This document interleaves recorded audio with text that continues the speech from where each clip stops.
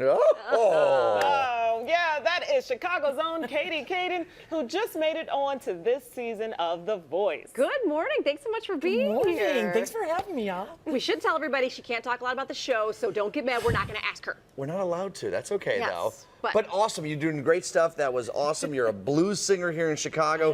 Talk us through your started in church, right? Like a lot of singers. I started in church, yes, with my family as a bunch of musical people.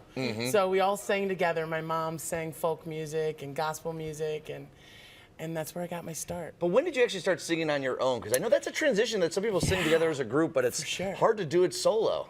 It is. I was afraid to do it. I didn't know how to get my start. I went to my first open mic at the Underground Wonder Bar. Lonnie Walker was the owner. It closed down a few years back, which breaks my heart. That was my home away from home. And she heard me at my first open mic and said, Katie, I need you here every week and every month. And I'm like, awesome. I don't have that much music to do.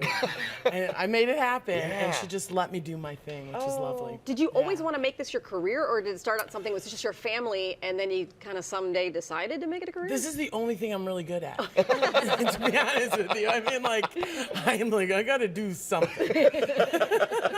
Where does your style come from? I'm looking at the big, beautiful glasses, and we saw your video clips there with just different styles. Where does that come from? So when I was younger, I was really insecure about myself, about my size, about, I didn't really feel like I fit in. And I thought it was super dope to wear lensless glasses. Yes, there's no lenses in these glasses.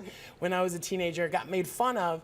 And then when I hit my 30s, I said to myself, I'm bringing back all the things that I thought was cool and owning it. And now, I'm super dope. Right? Too much. Confirmed dopeness. No, I think a lot of people Dopeness. can relate to that. A lot of people Thank can you. relate to your confidence and just the story you just shared. So what was it like when you were at the first show and they started turning their chairs around? It was amazing. When the red doors opened, I think that was when I was nervous. I wasn't really nervous. And then I think that was the moment of nervousness. Is that Right. word? Yeah. And when I walked in there, I just made sure to take a breath. And I'm like, I've played on so many stages.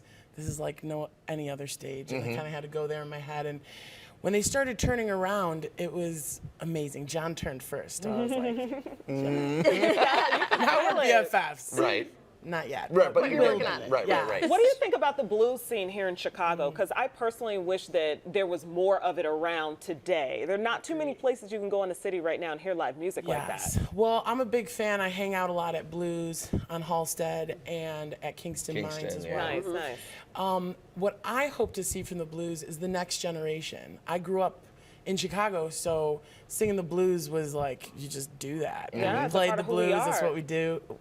And that's another community that just welcomed me on the stage and welcomed me as an artist, and I learned so much from them. I hope to see the next generation of Chicagoans going into the blues clubs and learning from these phenomenal musicians. There's so much good music in Chicago, and I want to encourage people, go out to see live music. Yes. Yeah. That's the way to see it, right? Yeah, yeah. I am love loving live your music. entire vibe. Yeah. Are you? Yes. I'm loving your guys' vibe. You're I awesome. think you are on this meteoric rise. Are they hiring? Do they need a fourth? No, right. Too busy. I think you're gonna be too busy. But I guess what I'm saying is are you taking moments to pinch yourself and realize how cool this moment is, or is it just such a blur? It's happening so fast that it's just whizzing by. A little bit of both.